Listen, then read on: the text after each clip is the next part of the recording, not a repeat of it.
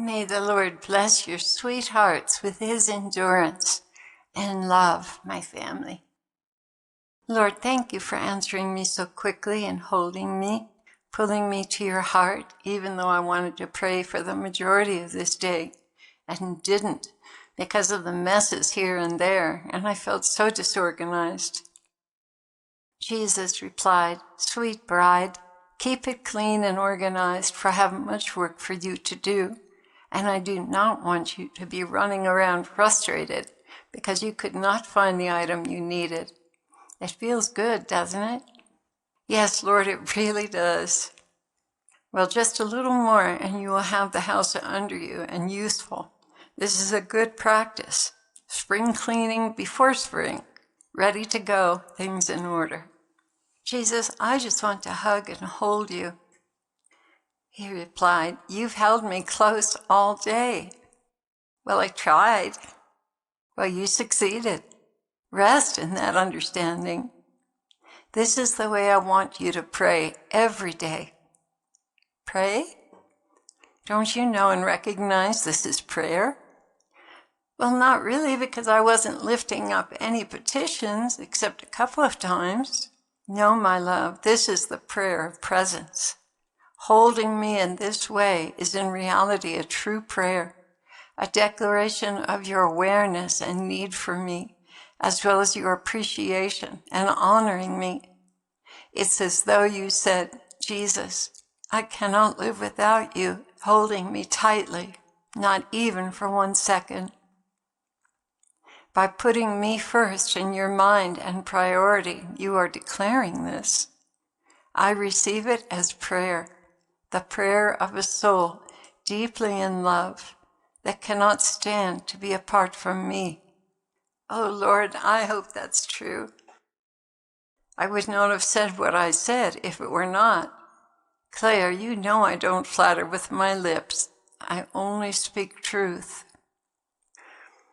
Lord, I don't want to see anyone else, hear anyone else, or read anyone else. This is a grace I want to keep forever.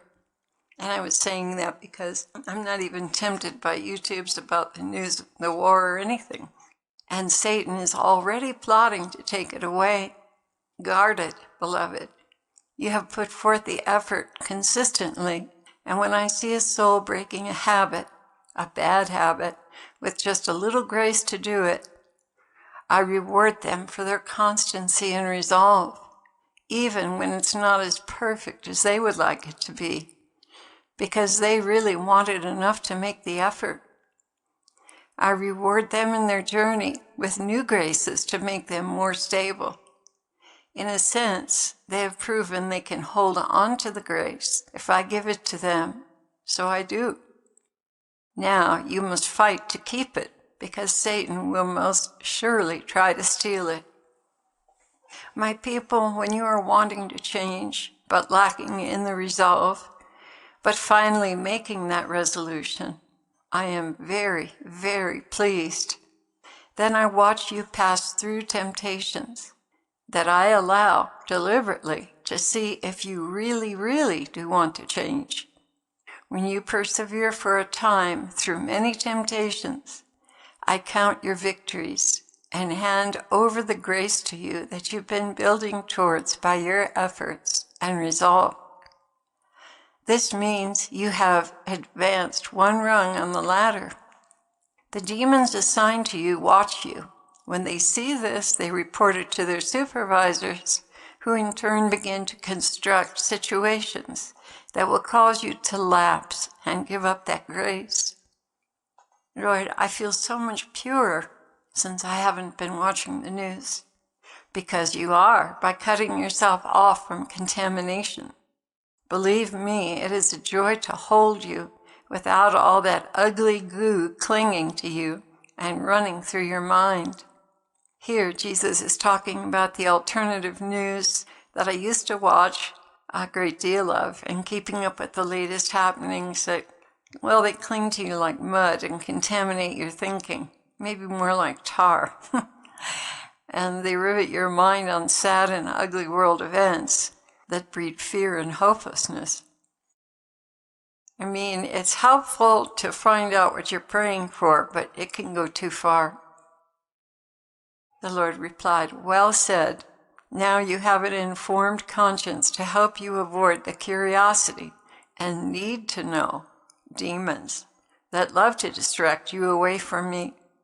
Because when you cling to me, you become more and more like me, and that's the last thing in the world they want.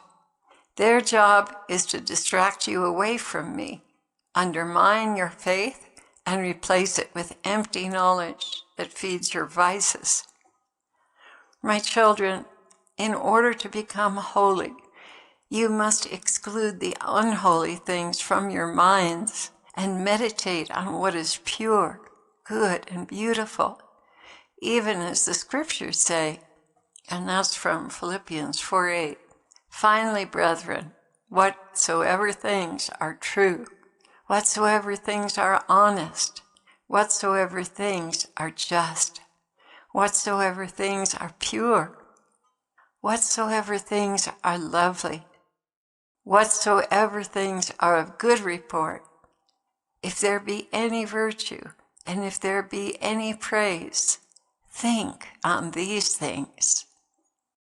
And in context, just before and after the statement, Paul said, "And the peace of God, which transcends all understanding, will guard your hearts and your minds in Christ Jesus." And verse 9 says, "Whatever you have learned or received or heard from me or seen in me, put it into practice, and the God of peace will be with you." Oh, that's so beautiful. The above example about having peace is how you don't feel after sifting through the news.